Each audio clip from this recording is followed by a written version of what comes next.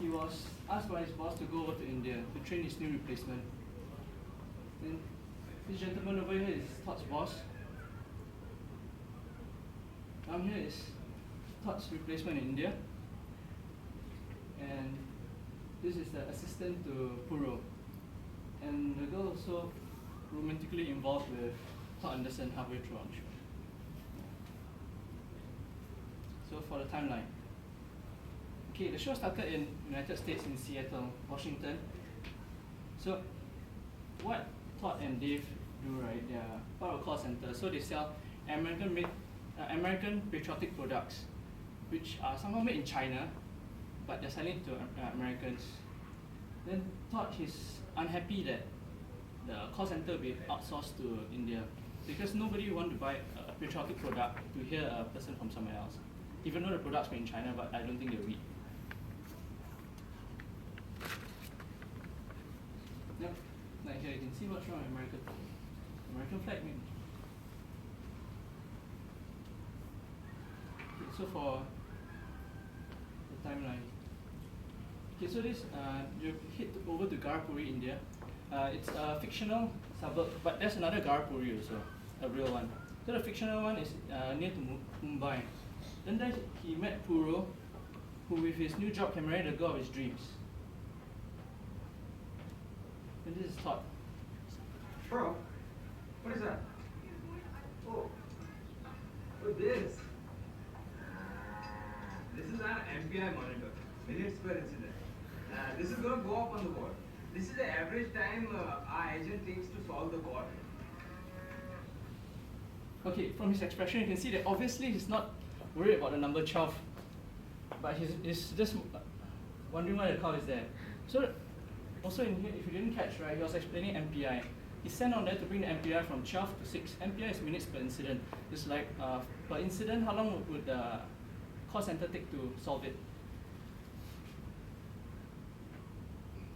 Then there also he promotes a female staff, Asha, to assistant female manager because among all the staff, she's the one who displayed leadership. She takes initiative when they were not there. Then in the meantime, she advised him to understand more about India's culture. So in this video here, see what he learns. Watch out!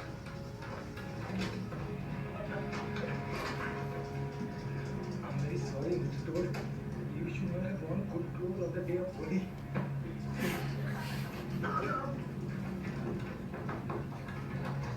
Holi, what? Just Holi. Celebration of color, changing of seasons. Okay, so you can see he experienced the festival of Holi. So this was a turning point for him in this show. Then he decided to embrace India, to accept India. Then after experiencing the festival, he felt a sense of calm acceptance. And in order to improve the MPI, he also found out that some of his subordinates also, they are interested in the products, which he feels are quite trashy, but they are actually quite interested in it. So he decided to come up with a reward program, which if they can bring the numbers down, they can pick a product that they want. However, the shipment, right, got shipped to another Garapuri. So his assistant manager, Asha, went over with him. But however, the boat got burned down because it's going to another island. So the boat got burned down. So they were stuck on the island. And then they had to stay on the island. Yeah, and this was the only hotel available there. And can you all guess which room they stayed in? Okay, needless to say, it's the Kama Sutra suite. Then, okay, then when they brought the MPI down to 6, right, his boss Dave came over unexpectedly and gave him the bad news that they'll be outsourcing the operations. Can you guess where they'll be outsourcing the operations to? Anyone? Yeah, okay, correct. China. Then, in the boss words, he said that China is the new India for outsourcing. Then, Dave, he suggests that Puro go over to train the Chinese call center people there. But he's not so worried about the other subordinates, because the other subordinates, they were trained by American companies, so they can be easily hired. However, Puro is on a managerial level, so it will take a while. So I'll be talking about power distance, high versus low. Power distance is in which the way power is distributed, to the extent that the less powerful accept the power is distributed unequally. So here you can see Todd talking to Dave. Dave is his boss. We said get it down to 6. Dave, corporate flying ball. Watch it, Todd. Who's your stock option is going to be living in a cardboard box? Dave. Gotta go. Okay, you heard him calling his boss a corporate slime ball, right? So can you all guess like what's the level of power distance shown here? Okay, since I'm running out of time, the power distance shown here is low.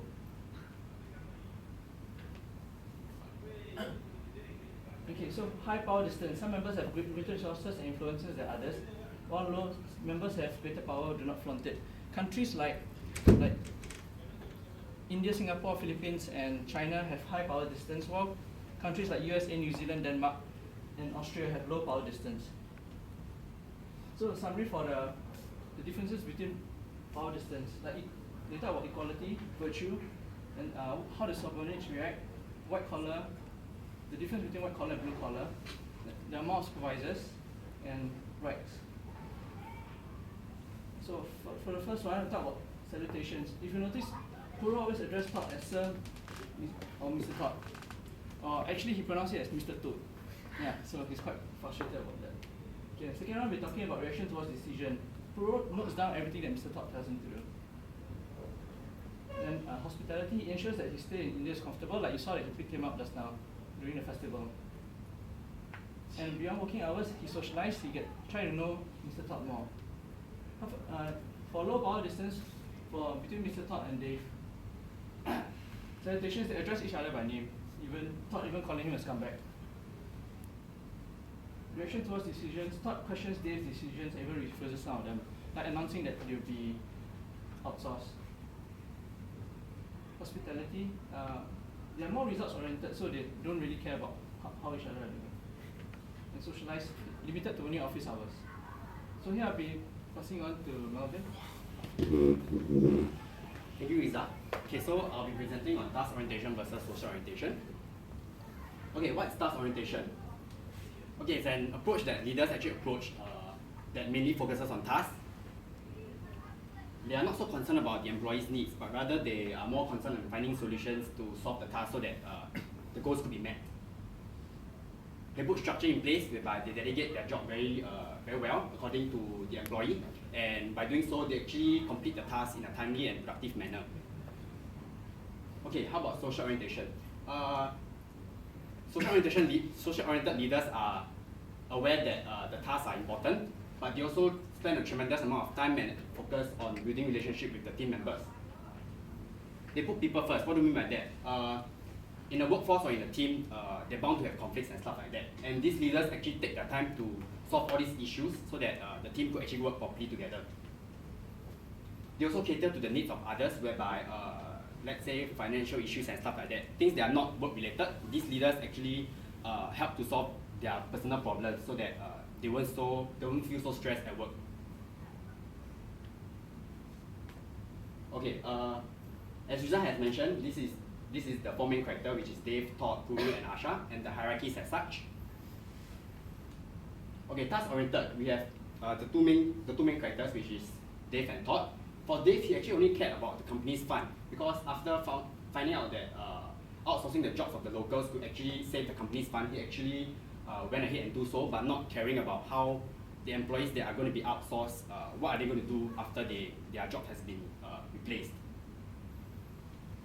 And midway of the show, he actually called to remind Todd about the MPI, and instead of asking him how he's adapting in India and how is he doing, he actually cared more about the MPI, which is a very task-oriented leader in this sense. And as for Todd, he only cared about bringing the MPI down when he was in India. He did not interact much with his subordinates. To say after work, they don't really interact much. They only go to work and then after that they went home. And also he hated his boss, which is Dave, but then he continued working. And in the show, they actually mentioned that Americans are like that. This is their norm. Although they hate their bosses and they don't really bond with their bosses, but they continue working just to earn money and to have a living. Okay, for social oriented, we have Puru and Asha. Okay, for Puru and Asha, they actually took their time to explain to Todd the cultures in India, because Todd is actually a very new country. So they actually took their time off work to actually explain to him. And Puru was being very thoughtful, because during midway, he disappeared from work, and where he went was to actually cook up a nice meal for Todd, because he was having some digestion problems with the food in India. Asha, she did the same thing to explain to Todd. She also gave advices to the other employees so that all of them could actually hit the MPI together and not being an individualist.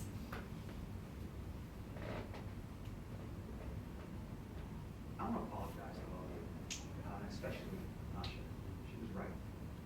Right? You need to learn about it. All right, here's what we'll do. I'll call the company and ask them to ship us a collection of the most popular items in the catalog. Whoever improves their MPI the most on a given day can take their pick of the merchandise.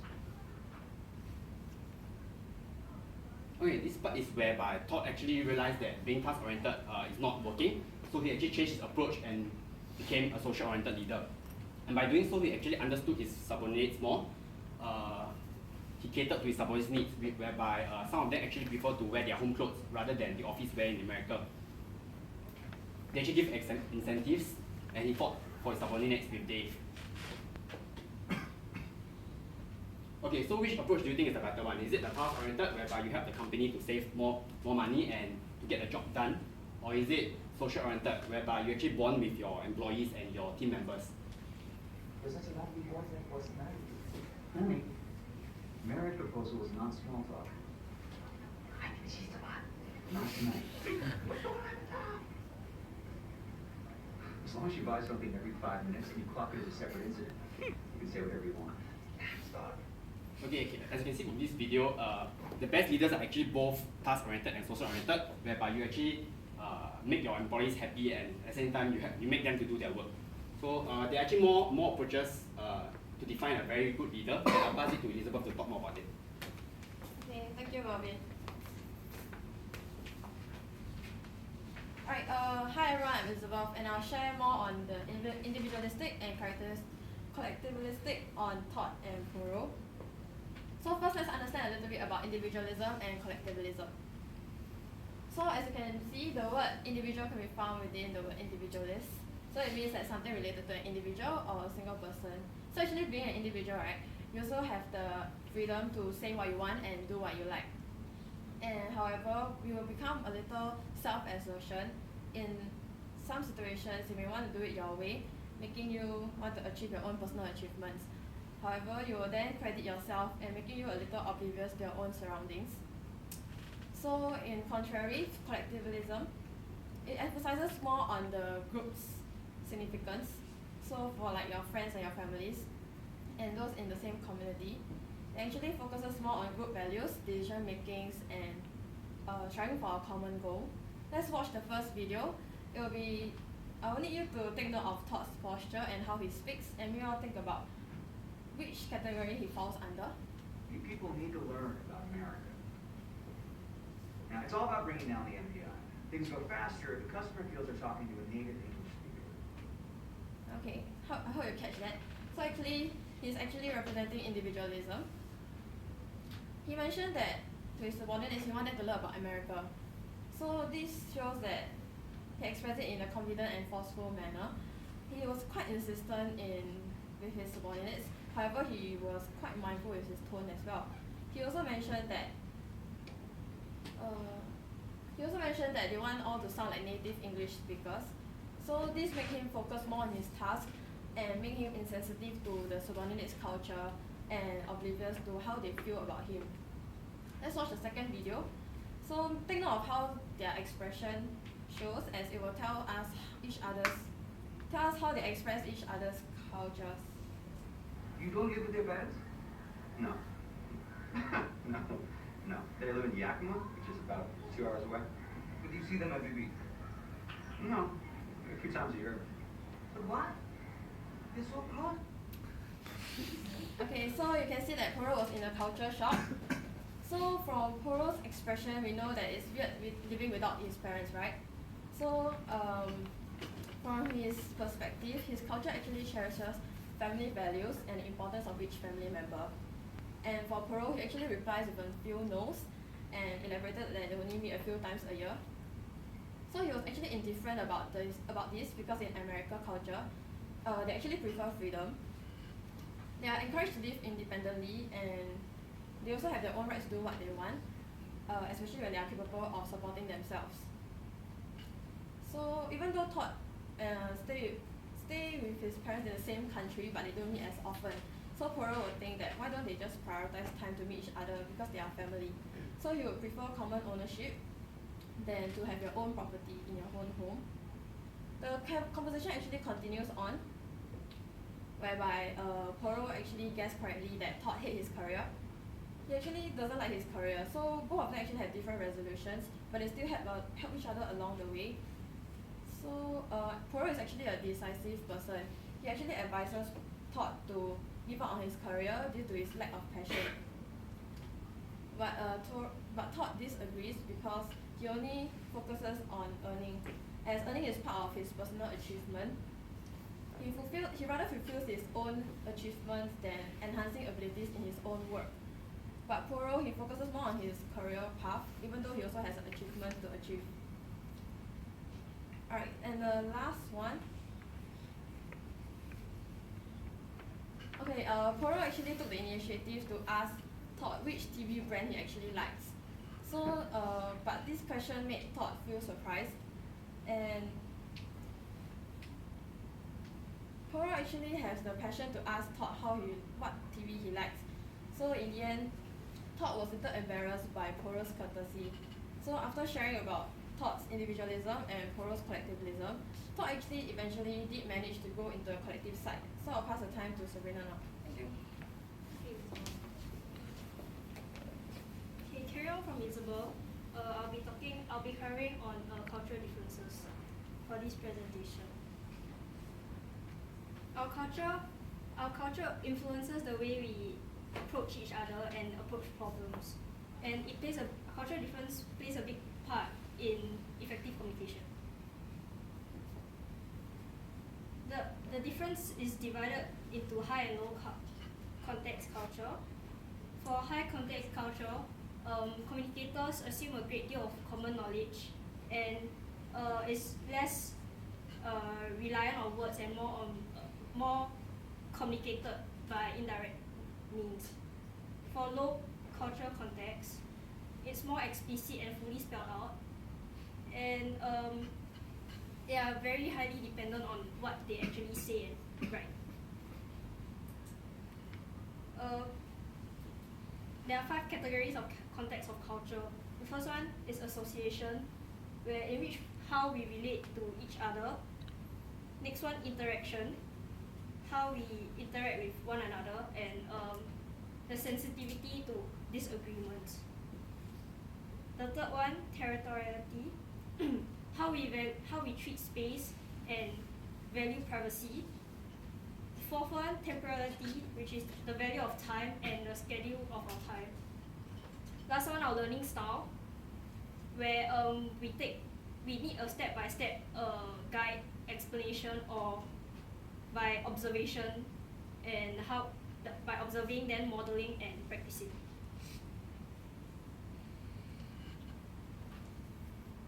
Okay, so throughout the movie, bring it back to the movie context. The 5 elements are evident in the movie itself, Outsourced, in which the first lesson, Todd introduced himself as a trainer and pointed out that it is his duty to bring down their MPI. In recalling this back to the video that Melvin showed, he encouraged them to do what the American does and corrected their accent, like speak how like a Native American, like what Isabel had said. In his next lesson, he concentrated on the clarification of products in their company. One of the product one of the product seemed to offend the Indian subordinates as it's called a burger blender where it's a hot iron rod, and the Americans will brand their initials on the the cows. And as we all know, Indian view cows as a holy creature. So they were all horrified, as you can see from the photo, the screenshot there. And after this, Asha suggested that Todd learn about Indian culture. In his third lesson, he picked out several calls as case study for his subordinates. Their slang difference led to a lot of misunderstanding. For example, in one call, the staff suggested to the customer to get a rubber, and in American context, rubber means a condom.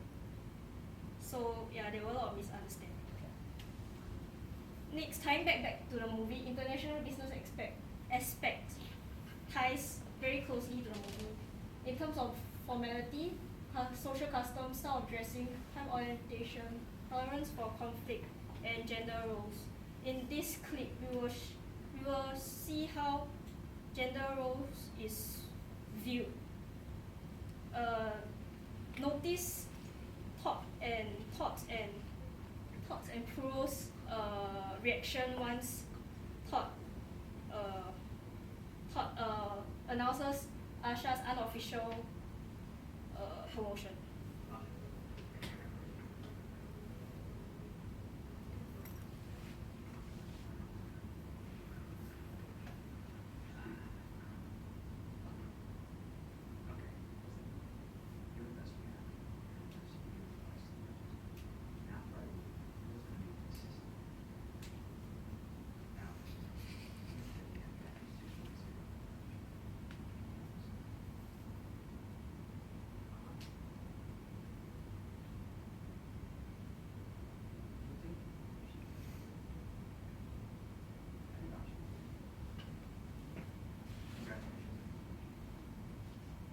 So,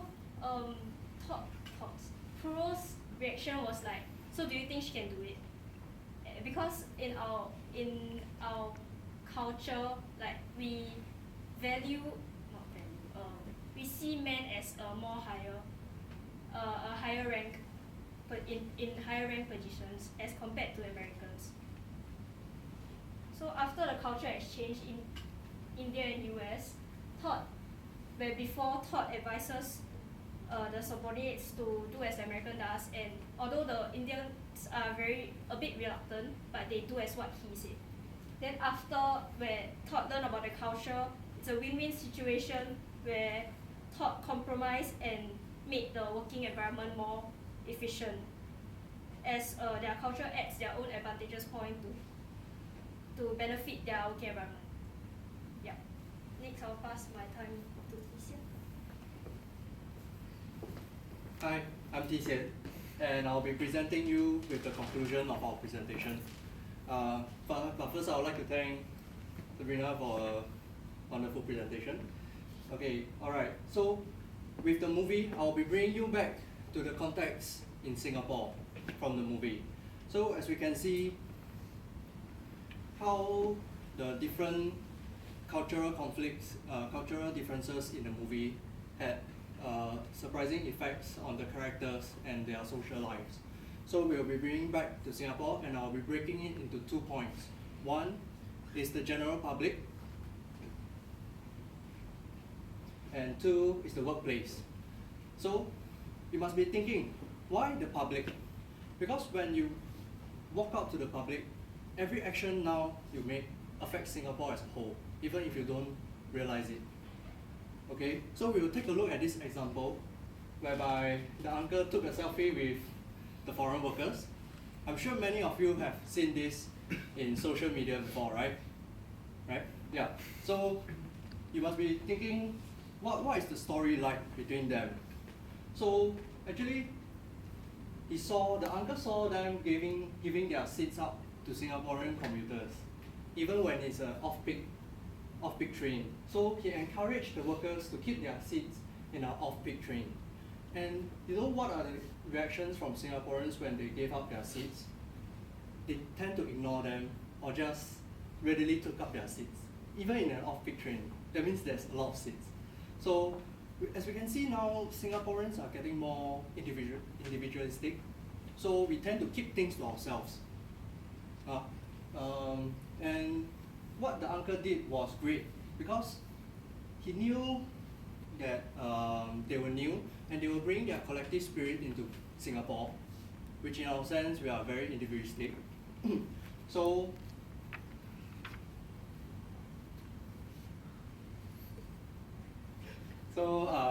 we are supposed to convey our thoughts and emotions through speech more, and we should learn from the uncle and to express our emotions. Then, secondly, we will move on to workplace. As you can see, there are a lot of big names over here. So IKEA, Rolls-Royce, and IBM, Sweden, Britain, America, respectively. So why would I say something workplace? Because after graduation, our workplace will be our second life, correct? And as a Singaporean, you should know there's a lot of multinational companies over here. And together with the movie, you should realize now that you will be working under foreign bosses and foreign colleagues. So that's why that's the importance of workplace. So through sharing culture, we can negate the effects of cultural conflicts. So take for example, IKEA has a program whereby they send their local Singaporeans to Sweden and have a taste of their cultures. Taste. And you will know why I say taste.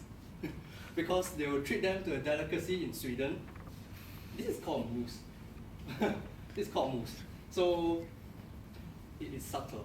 Okay, yeah, then, so through this sharing of delicacies, the Swedes can bring their culture into us, into Singaporeans, and share with us how they work. So I think that's a very good point of our MMC, and they do understand the need of sharing culture. So for Singaporean context, probably you could take your Sweden friend or colleagues to durian, to eat some durian and share our personal Singaporean culture with them.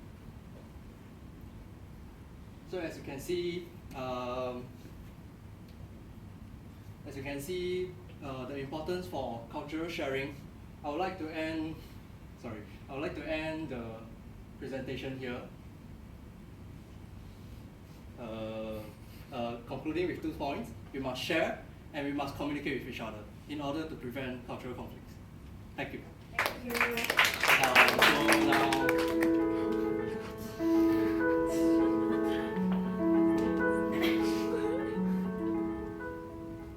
So there's question and answer. That's the cue for the question and answer.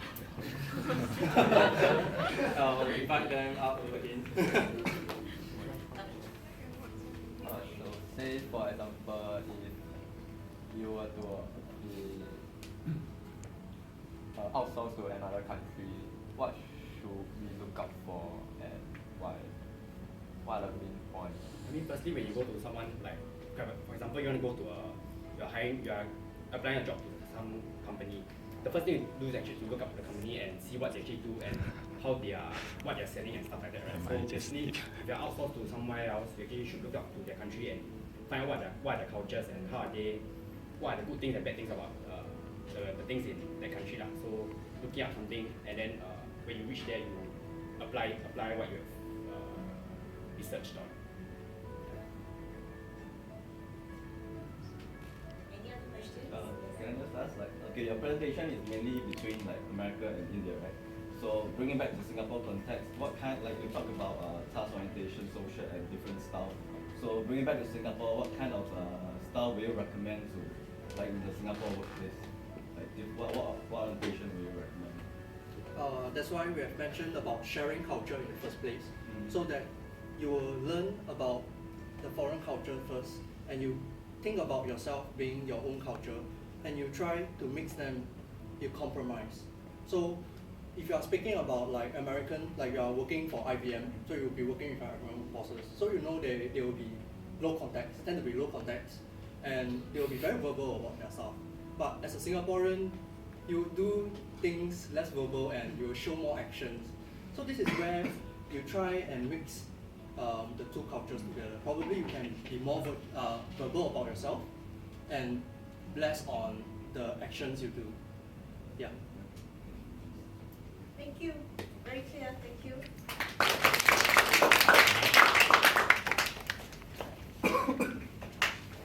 So this stop already.